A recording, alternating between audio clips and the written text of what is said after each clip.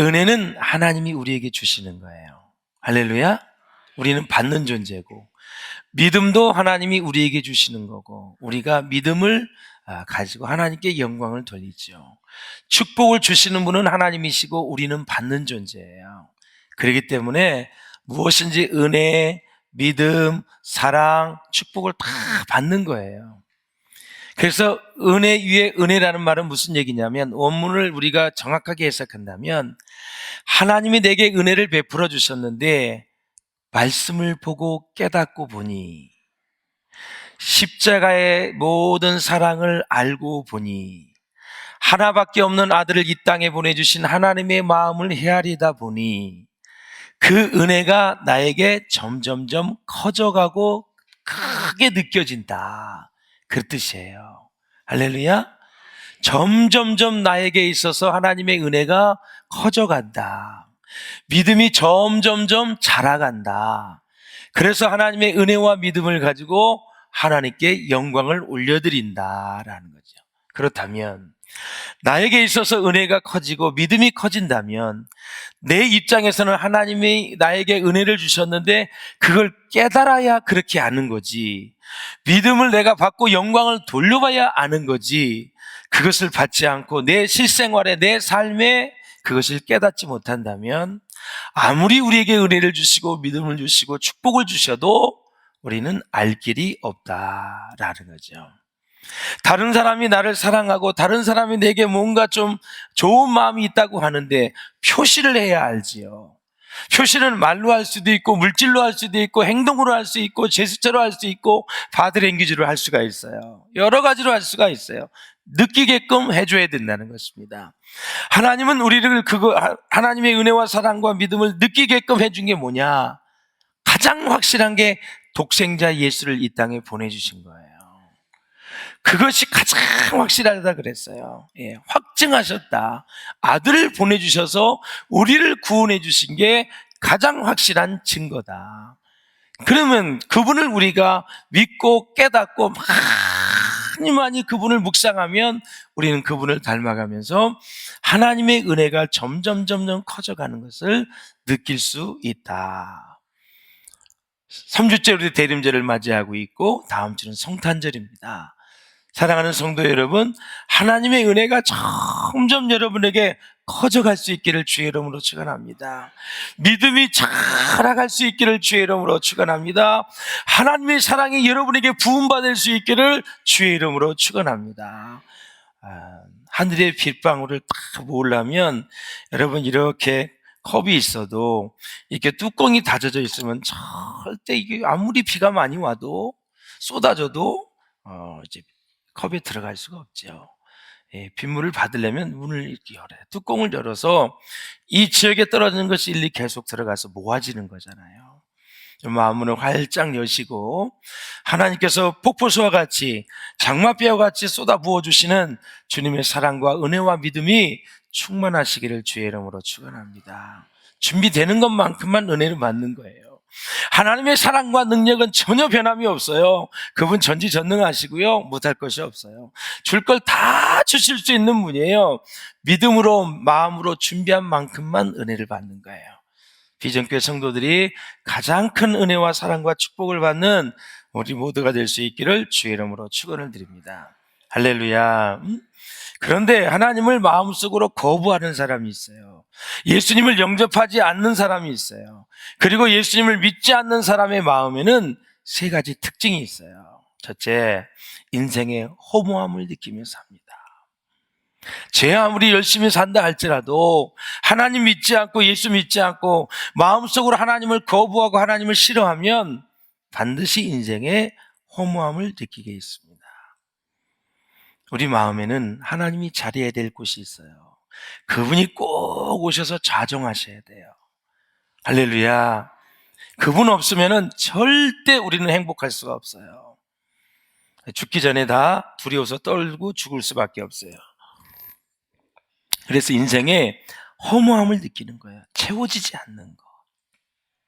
이렇게 열심히 7, 80세까지 살았는데 왜 이렇게 채워지지 않지?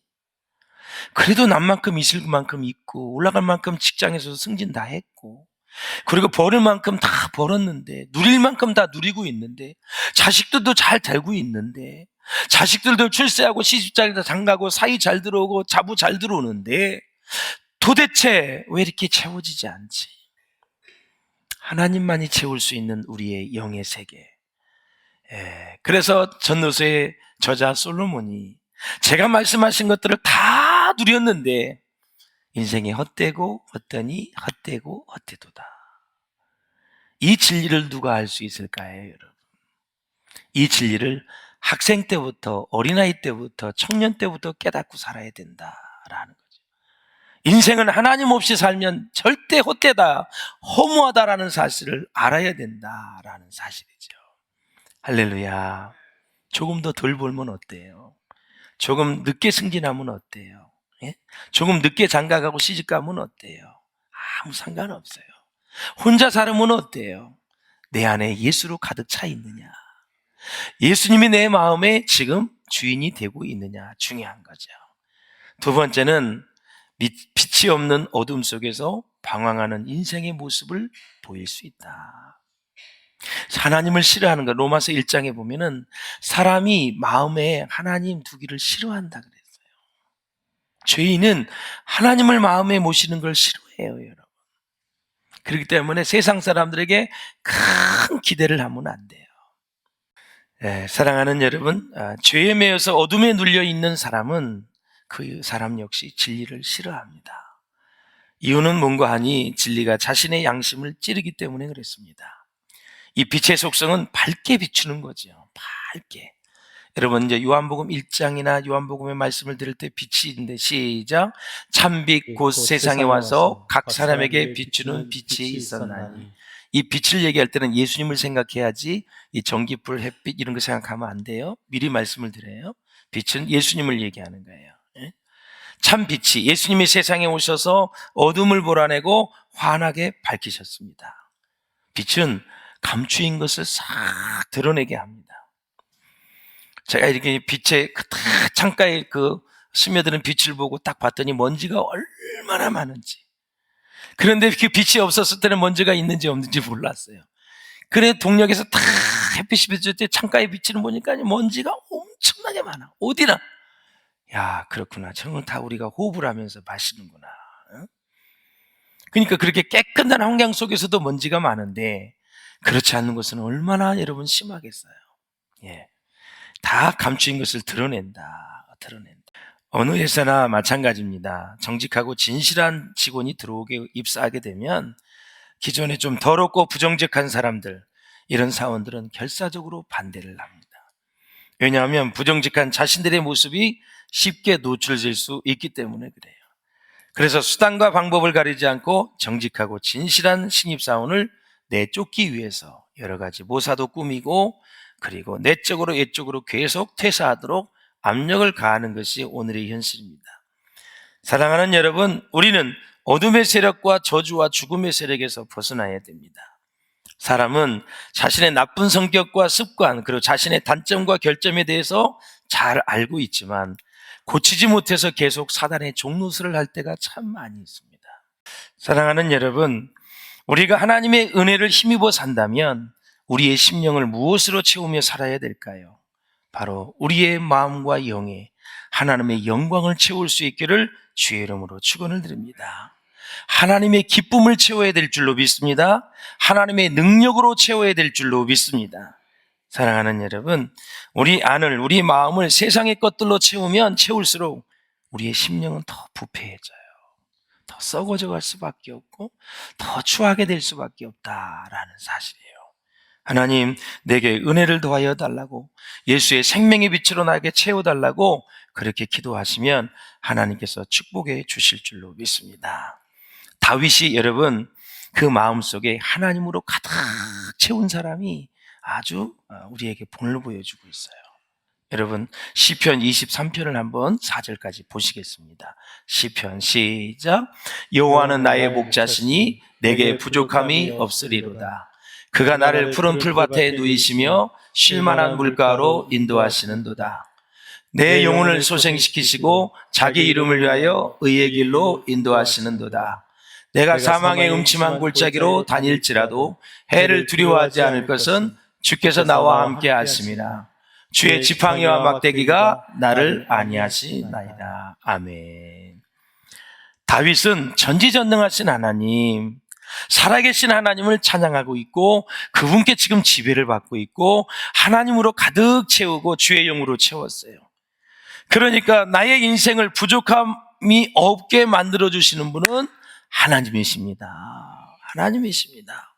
쉴만한 물가로 인도하시는 분도 하나님이시고 죽어있던 내 영혼도 살리시고 소생시키시는 분이 하나님이시고 늘 공의와 정의의 길로 인도하시는 분도 하나님이시고 내 인생의 절박한 위기 속에서 건져주신 분이 하나님이십니다. 주님의 능력의 손으로 평안하게 인도하시는 분도 하나님이십니다. 그러면서 주의 선하심과 인자하심이 영원하기 때문에 나는 그분을 신뢰하며 살겠습니다 하면서 이 시편의 23편의 시를 보면 얼마나 은혜가 되는지 이루 말할 수가 없어요. 사랑하는 여러분, 우리가 진정 하나님을 만날 수 있는 길은 길이요 진리 대신 예수님을 만나는 방법밖에 없다라는 거죠. 예수님은 나의 죄를 대신해서 십자가에 죽으셨잖아요. 모든 죄값을 대신 다 치루어 주셨잖아요. 주님을 깊이 만날 수 있기를 주님의 이름으로 축원을 드립니다. 제가 불기둥 기도회 때 말씀을 드렸잖아요. 오늘 학생이 기도 제목을 써서 감사헌금을 올렸는데 기도 제목이 바로 이거예요. 예수님, 나 좀 만나주세요. 나 좀 만나주세요. 얼마나 감동이 되는지 눈물이 확 쏟아지더라고요. 나는 지금 예수님을 깊이 만나서 목회하고 있고 예수님을 깊이 만나서 지금 사역을 하고 있고 예수님을 깊이 만나고 생활하고 있는지 뭐 인격적으로 만나라, 예수님을 영으로 만나라 수없이 얘기를 하지만 하나님은 영이시고 예수님도 영으로 계시고 지금 성령님도 영이야. 하나도 보이질 않아.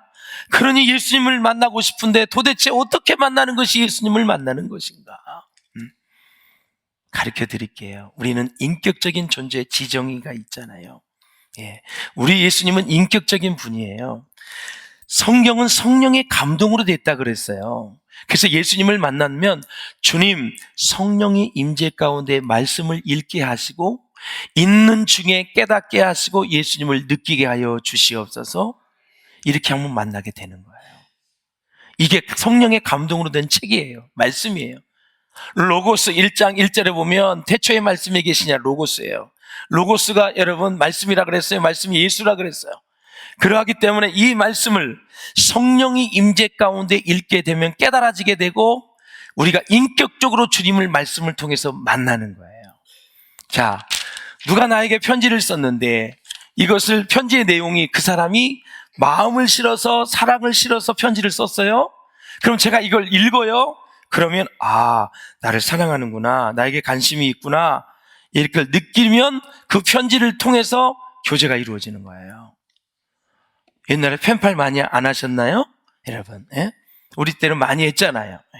그래서 이 말씀이 성령의 감동으로 됐기 때문에 내가 그 마음을 가지고 읽으면 성령의 감동 가운데 읽으면 이 성경의 저자가 하나님이시잖아요. 성령님이시잖아요. 그는 만나는 거예요. 할렐루야. 말씀을 계속 읽으시면서 찬송하시면서 기도하시면서 주님 만나기를 사모하면 깊이 만나 주실 줄로 믿습니다, 여러분. 그래서 우리가 연세를 불문하고 연령을 초월해서 정말 주님을 깊이 만나는 게 정말 중요한 거예요. 중요한 거예요. 어떤 사람은 이론은 많이 알아. 그러나 진짜 예수님을 인격적으로 만나지 못합니다. 우리 순장님들도 마찬가지예요. 술술술술 아는 것보다 더 중요한 게 내가 만난 그 주님 때문에 그 말씀을 준비하고 그 말씀이 내 말씀 레마가 되었을 때 선포하면 여러분 영향력이 다르다, 은혜가 다르다라는 사실이에요. 아는 것과 체험은 완전히 다르거든요. 체험은 반드시 성령의 역사가 들어가는 거예요. 알면 지정이 그냥 이성적인 것만 아는 거예요. 그 이성에 성령의 기름을 부어줬을 때 그 말씀이 감동이 되어지면서 내가 깨닫게 되는 거죠.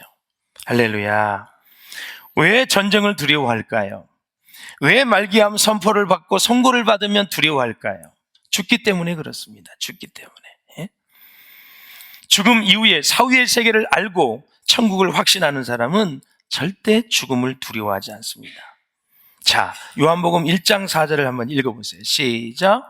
그 안에 생명이 있었으니 이 생명은 사람들의 빛이라. 아멘.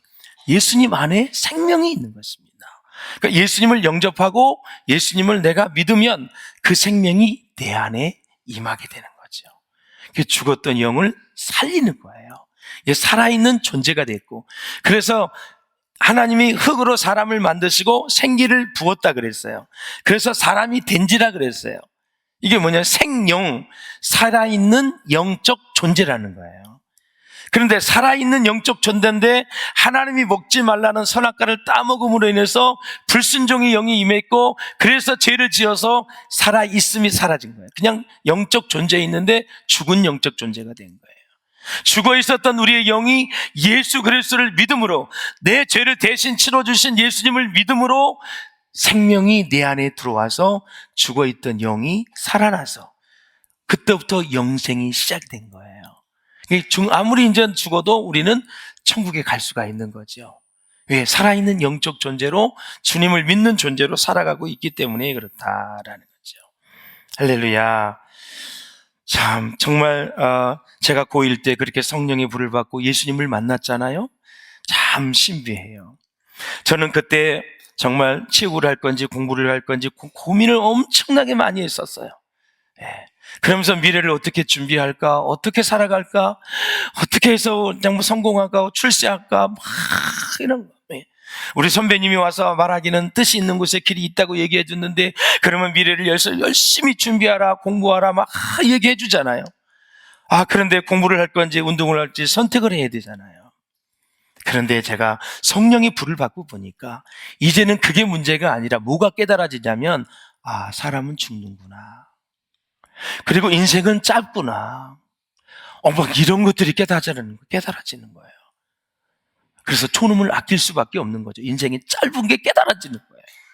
그런데 17세 된 청년이, 이 소년이 죽음을 생각한다는 게 이해가 안 되잖아요. 근데 영원하신 하나님을 만나니까 죽음이 생각이 나고 죽음이 내 옆에 있다라는 것이 깨달아지는 거예요. 살아있는 동안만 우리가 이렇게 활동할 수 있겠구나. 정말 진심으로 제가 고백을 하는 거예요. 그때부터 정말 열심히 미래를 준비하는 그런 과정이 지금도 생각이 나죠. 사랑하는 여러분, 우리가 예수님의 생명을 얻은 자에게, 예수님의 생명을 받은 자에게 가장 중요한 것은 뭐냐면 성령 세례를 받는 거예요. 사도행전 1장 5절을 보면 뭐라 그랬어요? 요한은 물로 세례를 베풀었으나 너희는 몇 날이 못되어 성령으로 세례를 받으리라 하셨느니 그랬습니다. 성령 세례를 받는 거예요. 성경은 성령에 대해서 이렇게 네 가지로 말하고 있어요. 다 명령형으로 되어 있어요. 일단 성령을 받아라, 성령을 소멸하지 말아라, 성령 충만하라, 성령을 기다리라. 다 문법에 보면은 다 명령형이에요. 꼭 받아야 될 거예요. 할렐루야. 성령 소멸하는 언제 소멸해요? 죄를 지을 때 성령이 점점점 소멸하게 되어 있어요. 그래서 우리는 성령님의 임재와 충만을 위해서 기도해야 되는데, 사랑하는 여러분, 이 빛에 대해서 본문에는 세 가지 증거를 말씀하고 있어요. 하나님은 이 세상에 햇빛과 비를 주시면서 은총을 내려주셨는데 건강도 주시고 또 지혜도 주시고 많은 복을 주셨어요. 그러나 우리 죄 많은 인간들은, 어둠 속에 있던 우리들은 하나님을 인정하지 않았어요. 10절에 보면 그가 세상에 계셨음에 세상은 그로 말미암아 지은 바 되었으되 세상이 그를 알지 못하였다. 뿐만 아니라 하나님의 아들을 영접하지도 않고 믿지도 않았어요. 11절에 보면은 자기 땅에 오매 자기 백성이 영접하지 아니하였다. 그렇다면 하나님의 축복 안에 들어갈 수 있는 사람은 어떤 사람일까요? 사도 요한은 말씀하시기를 가장 중요한 말씀을 하고 있는데, 누구든지 예수님을 하나님의 아들로 믿고 영접하는 자는 하나님의 자녀가 되는 권세를 주신다. 12절을 한번 읽어보시겠습니다. 시작. 영접하는 자 곧 그 이름을 믿는 자들에게는 하나님의 자녀가 되는 권세를 주셨으니. 아멘. 영접하는 것과 그 이름을 믿는 것은 같은 거예요. 말만 다른 것이지. 예수님을 영접하고 믿는다는 것은 예수님이 하나님의 아들이심을 믿는 것이고, 예수님이 내 죄를 대신하여 십자가에 죽으셨다는 것을 믿는 거예요. 할렐루야. 그래서 이 세상의 최고의 축복 두 가지는 누누이 말씀을 드렸습니다. 죄사함의 축복과 하나님의 자녀가 되는 권세입니다. 이것이 가장 큰 축복이에요. 죄사함, 죄에서 자유를 얻게 함은 뭐 때문에? 보혈의 능력 때문에. 보혈의 능력. 보혈의 능력이 뭐예요? 하나님이 피 흘려주신 피 아닙니까? 피 흘림이 없이는 죄사함이 없다 그랬잖아요. 예. 하나님의 자녀가 되는 권세예요, 권세. 우리 하나님의 모든 나라를 유업으로 받을 수 있는 상속자가 되었다. 저와 여러분 그래서 참 부자입니다, 여러분. 그래서 옆 사람을 축복해 주세요. 당신은 이 세상에서 가장 큰 부자입니다. 옛날에 그 인사를 시켰더니 어떤 엉뚱한 사람이 돈 얼마 있는데 또 이렇게, 아니 세상에 죄사함의 축복과 자녀되는 권세가 제일 크다 그랬더니 또 농담으로 돈 얼마 있는데, 완전히 이 만몬이 신이 된 거죠. 만몬이. 예. 절대 돈으로 행복을 갖는 게 아니에요. 돈은 흘러다녀야 복이 되는 거고 유통이 돼야 복이 되는 거죠. 사랑하는 여러분, 요한복음 1장 14절에 보면 말씀이 육신이 되어 우리 가운데 거하심에 우리가 그의 영광을 보니 아버지의 독생자의 영광이요 은혜와 진리가 충만하더라 그랬습니다. 자, 9절에서는 이미 로고스가 빛으로 세상에 왔음을 말하고 있는데, 이제 로고스 말씀이 육체, 사람이 되었다. 그래서 스스로의 선택으로 인간이 되셔서 임마누엘로 사람 가운데 거하신 분이 예수님 하나님이십니다. 그러니까 인간의 역사 안으로 들어오셨다. 유명한 신학자 칼 바르트가 이걸 이렇게 설명을 했어요. in breaking이라고 했어요. 들어오다, in breaking, 깨트리다. 그래서 굳게 닫힌 문을 깨부수고 어디로? 물질 안으로, 인간 세계 안으로 오신 분이 예수님이세요. 그분이 성령으로 잉태되어 태어난 것이 성탄절이다. 그래서 그분은 하나님이신데 사람, 인카네이션, 사람이 되셔서 바로 물질 안으로, 세상 안으로, 인간 세계로 들어오신 분이 바로 예수 그리스도이다라는 거죠. 그런데 그분은 은혜와 진리가 충만한 분이다. 그럼 은혜가 무엇이고 진리가 무엇인가? 은혜는 죄인을 향한 하나님의 무한한 사랑이 바로 은혜이다. 영원한 사랑을 말씀하고 있는 거예요. 할렐루야. 진리는 끝까지 우리를 버리지 아니하시고 우리를 책임져 주시는 사랑, 진실한 언약을 통해서 우리에게 말씀하신 그 하나님. 그래서 은혜와 진리가 충만한 분이 인간 세계 안으로, 물질 안으로, 세상 속으로 들어오셔서 모진 고난을 다 당하시고 고통을 당하셔서 우리의 죄를 대신해서 죽어주신 예수 그리스도, 그분을 믿을 때 우리가 구원을 받는데, 그래서 그분은 왜 겸손하냐? 사람으로 오신 겸손하신 예수님은 바로, 겸손이 뭐냐? 사람이 낮아지는 것을 말하는 것이 아니라 하나님이 인간 되신 것이 바로 이 세상의 최고의 겸손이다라는 사실이죠. 가장 낮은 곳으로 오셔서 말구육관에서 태어나신 분이 예수 그리스도이시다. 진정한 신자는, 성숙된 신자는 낮은 곳으로 내려가서 그곳에서 빛을 발하게 될 줄로 믿습니다. 할렐루야. 그 예수님이 우리의 인생의 주인이 되셔서 이 대림절에, 다음 주에 성탄절에 주의 은혜와 사랑과 축복이 넘치는 우리의 인생이 회복되어지는, 상처와 아픔과 고통이 다시 감사와 회복으로 나아가는 은혜가 있으시기를 주의 이름으로 축원합니다.